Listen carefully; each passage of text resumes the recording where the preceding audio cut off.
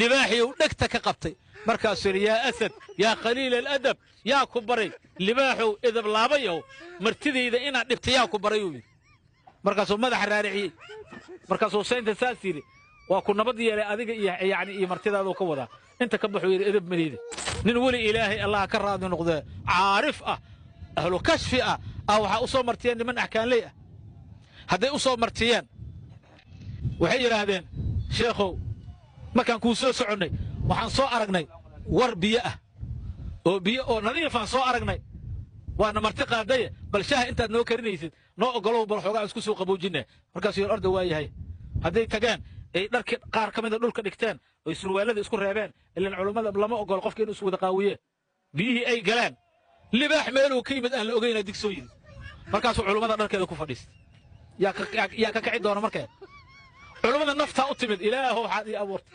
berigaan ilaahow ii gaartay ayagoo argagaxay weligii ilaahay ee martida loo ahayoo taagtaagsanaya yimid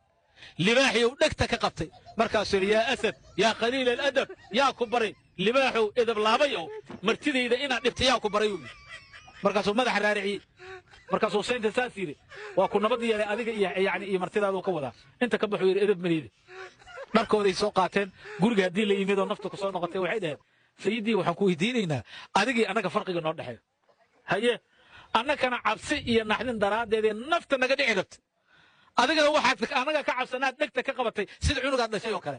farqiga noo dhexeey noo sheeg markaasuu yidhi nacam waa la yaqaanaa farqiga noo dhexeeyo noo sheegahe an aslaxtum aldaahir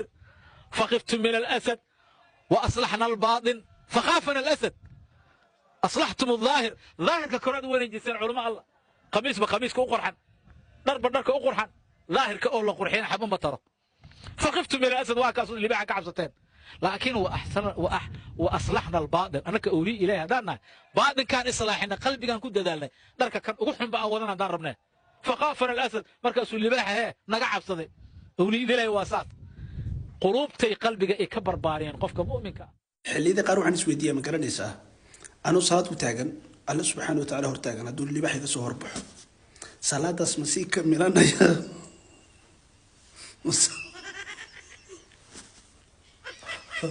culimmada qaar waxay dhahaan marka hadday weysada kaa jabin sii ka milan yacni way kaa jabaysaa weysada marka rabbi subxaana watacaala ha xifdiyey wadaadkan isla wadaadkan le waa ma garanaysaa kii ka sheekeynata kahor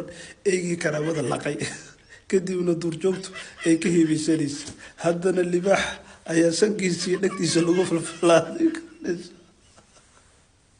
sheekhana rabbi subxaana watacaala ha laga boqohaa qalbiga ha la islaaxiyohaa laakiin haddii qalbiga la islaaxiyo ma in libaax dhegihiisa lagu xiyaara ani waxaa garanaa waa garanaysaa hablo iyo wax garanaa rag hadday yaanyuur madow arkaan orodkii maaradoone ordayaan yaanyuur madow hadduu ey ka hoos qayliyeen anii xirta waxa saga mid ahayn ma garanaysaa yani xirta muxuu dhahay baddii kusii jireenoo dharkii libaax baa kaga fadhiistay ma garanaysaa ani meesha isaga midaa ka nahay badda la sii yumba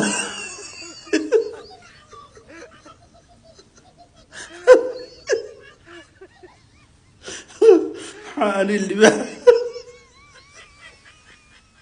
yaa rab alcaalamiin xaani libaax dharo iga qaatay daba dhig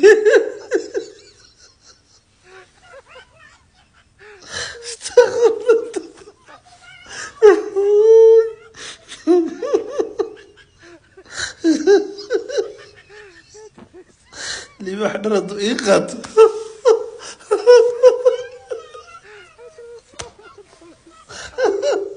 laa ilaaha illaa anta subxaanak astaqfirullah